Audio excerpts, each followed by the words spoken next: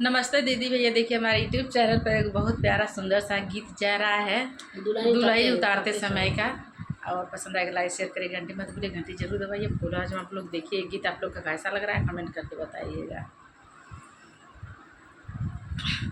उतार चला चिनारो, उतार चला चिनारो, बाबा घर मारा लूत बड़ी चोना कैलू।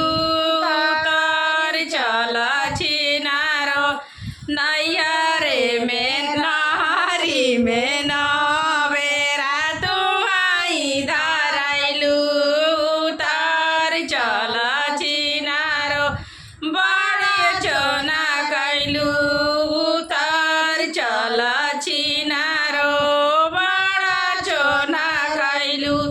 चाचा घरवा रहलू त बड़ा चोना कैलू।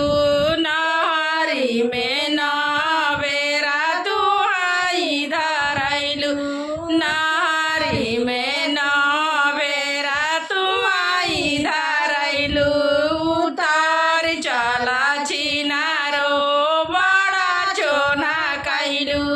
उतार चला चिनारो, बड़ा चोना कैलू।